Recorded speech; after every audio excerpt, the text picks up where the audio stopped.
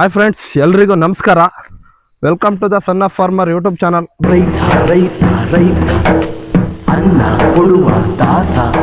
ತುಂಬ ದಿನ ಆಗಿತ್ತು ಫಾರ್ಮಿಂಗ್ ರಿಲೇಟೆಡ್ ಯೂಟ್ಯೂಬ್ ಚಾನಲ್ಗೆ ವಿಡಿಯೋ ಅಪ್ಲೋಡ್ ಮಾಡಿ.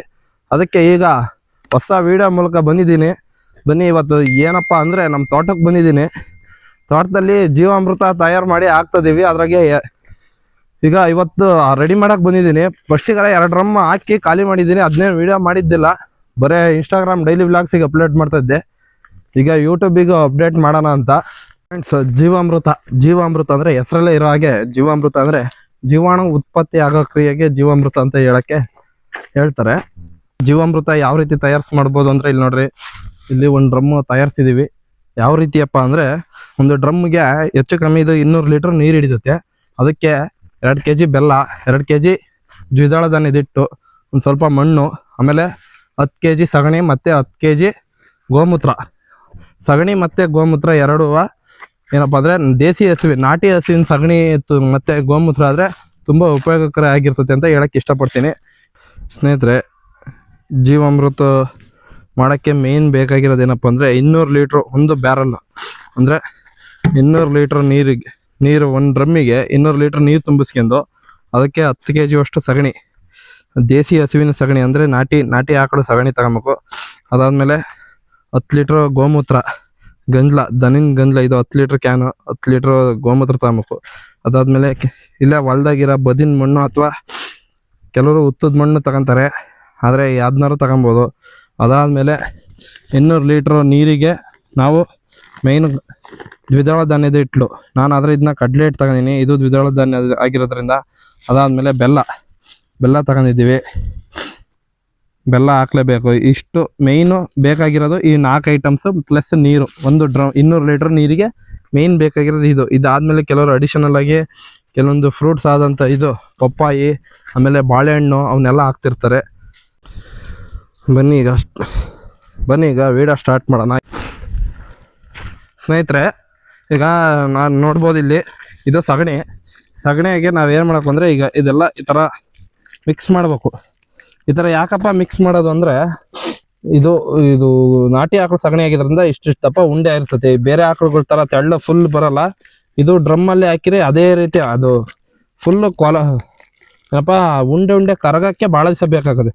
ಅದಕ್ಕೋಸ್ಕರ ಇದು ಜೀವಾಮೃತ ಉತ್ಪತ್ತಿ ಆಗೋದು ಲೇಟ್ ಆಗೋಕ್ಕೆ ಸ್ಟಾರ್ಟ್ ಆಗುತ್ತೆ ಅಂತೇಳಿ ನಾನೇನು ಮಾಡಿದ್ದೀನಿ ಅಂದರೆ, ಇಲ್ಲೇ ಕೆಳಗೆ ಈ ಥರ ಇದನ್ನು ಮಾಡ್ಕೊಂಡಿದ್ದೀನಿ. ಇದನ್ನು ಮಿಕ್ಸ್ ಮಾಡಿದ್ದೀನಿ ಕೈಯಲ್ಲಿ. ಈಗ ಇದನ್ನು ಡ್ರಮ್ಮಿಗೆ ಸುರಿತೀನಿ. ಈಗ ಡ್ರಮ್ಮಿಗೆ ಸುರಿತಿದ್ದೀನಿ ಇದನ್ನ, ಸಗಣಿನ. ಫಸ್ಟು ಸಗಣಿ ಹಾಕ್ತೀನಿ ಕ್ಲೀನಾಗಿ.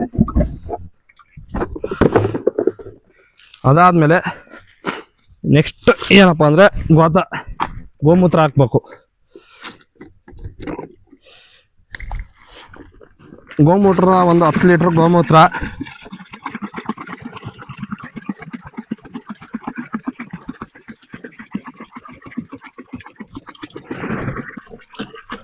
ಒಂದು 10 ಲೀಟ್ರ್ ಗೋಮೂತ್ರ ಹಾಕ್ಬೇಕು.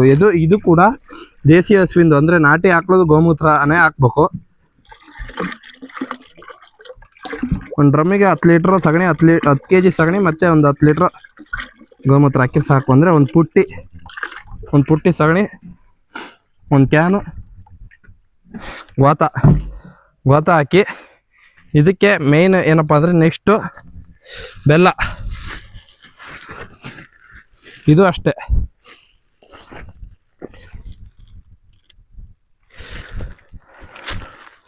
ಇದು ಆರ್ಗ್ಯಾನಿಕ್ ಬೆಲ್ಲ ಹಾಕ್ರಿ ಅಂತಾರೆ, ಇಲ್ಲೆಲ್ಲ ಆರ್ಗ್ಯಾನಿಕ್ ಬೆಲ್ಲ ಸಿಗ್ತತೆ. ಈಗ ಇದು ಬೆಲ್ಲ ಹಾಕ್ತಾಯಿನಿ, 2 kg ಬೆಲ್ಲ ಹಾಕ್ಬೇಕು ಇದಕ್ಕೆ. ಒಳ್ಳೆ ದೊಡ್ಡ ಬೆಲ್ಲ. ಅದಾದಮೇಲೆ ದ್ವಿದಳ ಧಾನ್ಯದ ಹಿಟ್ಟು. ನಾನಾದರೆ ಇದಕ್ಕೆ ಕಡಲೆ ಹಿಟ್ಟು ಹಾಕ್ತಾಯಿನಿ. ಇದು ಅಷ್ಟೇ, 2 kg ಕಡಲೆ ಹಿಟ್ಟು ಹಾಕ್ಬೇಕು. ಇದನ್ನು ಕ್ಲೀನಾಗಿದ್ದು ನೀರೊಳಗೆ ಇಲ್ಲಿ ನೋಡ್ರಿ ತೋರಿಸ್ತೀನಿ ಬಿಡ್ರಿ. ಈಗ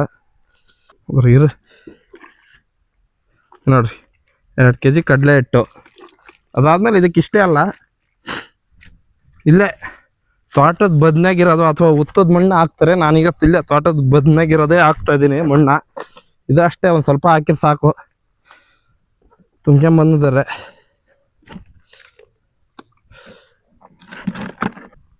ಮಣ್ಣು ಹಾಕ್ತಾಯಿನಿ, ತೋಟದ ಬದನೆಗಿರೋ ಮಣ್ಣು ಹಾಕಿ ಇಷ್ಟೇ. ಜೀವಾಮೃತಕ್ಕೆ ಮೇಯ್ನು ಯೂಸ್ ಮಾಡೋ ಇಂಗ್ರೀಡಿಯೆಂಟ್ಸ್ಗಳೆಲ್ಲ ಇಷ್ಟೇ. ಇದನ್ನು ಏನಪ್ಪ ಅಂದರೆ ಯಾವ ರೀತಿಯಪ್ಪ ಇದನ್ನು ಈಗ ನೆಕ್ಸ್ಟ್ ಪ್ರೊಸೆಸ್ ಏನಪ್ಪ ಅಂದರೆ ಇದನ್ನೀಗ ಒಂದು ಪೈಪ್ ತಗೊಂಡು ಅಥವಾ ಏನಾರು ತಗೊಂಡು ಗುರಾಡಬೇಕು.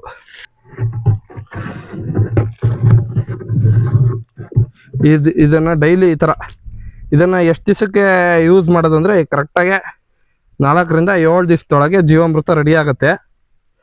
ಜಾಸ್ತಿ ದಿವಸನೂ ಬಿಡಬಾರ್ದು, ಇದನ್ನ ಒಂದು 10 ದಿವಸದ ಮೇಲಂತೂ ಬಿಡಲೇಬಾರ್ದು. ಅದಾದಮೇಲೆ ಇದರಿಂದ ಆಗೋ ಉಪಯೋಗಗಳೇನಪ್ಪ ಅಂದರೆ ಜೀವಾಣು ಉತ್ಪತ್ತಿ ಆಗ್ತದೆ, ಮಣ್ಣಲ್ಲಿರೋ ಏನಪ್ಪ ಕ್ರಿಮಿಗಳನ್ನ ನಾಶ ಮಾಡಿ ನಮಗೆ ಹೊಸದಾಗಿ ಜೀವಾಣು ಉತ್ಪತ್ತಿಯಾಗಿ ಮಣ್ಣಿನ ಫಲವತ್ತತೆ ಹೆಚ್ಚಿಸ್ತದೆ. ಅದಾದಮೇಲೆ ರಾಸಾಯನಿಕ ಗೊಬ್ಬರ ಹಾಕ್ಬಾರ್ದು ಇದ್ರ ಜೊತೆಗೆ ಯಾವುದೇ ಕಾರಣಕ್ಕೂ, ಬರೀ ಇದನ್ನು ಅಷ್ಟೇ ಸಪ್ರೇಟು ಜೀವಾಮೃತ ಮಾಡಿ ಹಾಕ್ಬೇಕು.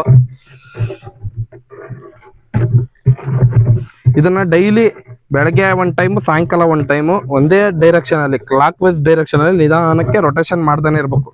ಈ ರೀತಿ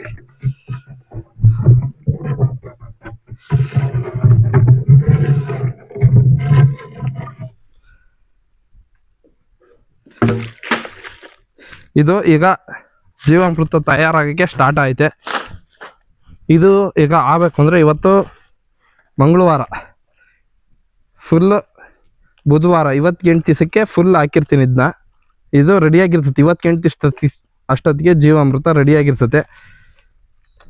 ನೆಕ್ಸ್ಟ್ ಇದನ್ನು ಡೈಲಿ 2 ಟೈಮ್ಸು ರೊಟೇಷನ್ ಮಾಡಬೇಕು. ಒಂದೇ ಡೈರೆಕ್ಷನಲ್ಲಿ ಕ್ಲಾಕ್ ವೈಸ್ ಡೈರೆಕ್ಷನ್ನಲ್ಲೇ ರೊಟೇಷನ್ ಮಾಡ್ತಾನೆ ಇರಬೇಕು. ಯಾಕಪ್ಪ ಅಂದರೆ ಜೋರಾಗೂ ರೊಟೇಷನ್ ಮಾಡೋಂಗಿಲ್ಲ, ಇದರೊಳಗೆ ಜೀವಾಣು ಉತ್ಪತ್ತಿ ಕ್ರಿಯೆ ಸ್ಟಾರ್ಟ್ ಆಗಿರ್ತೈತಲ್ಲ, ಅದನ್ನ ನಾವು ಹೆಂಗೆ ಬೇಕಂಗೆ ಮಜ್ಜಿಗೆ ಕಡ್ದಂಗೆ ಮಿಕ್ಸ್ ಮಾಡಿದರೆ ಅವು ಸಾಯೋ ಚಾನ್ಸಸ್ ಇರ್ತೈತೆ. ಅದಕ್ಕೋಸ್ಕರ ಒಂದೇ ಡೈರೆಕ್ಷನಲ್ಲಿ ನಿಧಾನಕ್ಕೋಸ್ಕರ ರೊಟೇಷನ್ ಮಾಡಬೇಕು. ನೋಡಿದ್ರಲ್ಲ ಸ್ನೇಹಿತರೆ, ಇದಾಗಿತ್ತು ಇವತ್ತಿನ ವಿಡಿಯೋ. ಇಷ್ಟ ಆದರೆ ಒಂದು ಲೈಕ್ ಮಾಡಿ, ಫಾಲೋ ಮಾಡಿ, ಸಬ್ಸ್ಕ್ರೈಬ್ ಮಾಡ್ಕೊಳ್ಳಿ ಅಂತ ಹೇಳ್ಕೊಂತ ಈ ವಿಡಿಯೋನ ಇಲ್ಲೇ ಮುಗಿಸ್ತೀನಿ. ಧನ್ಯವಾದಗಳು.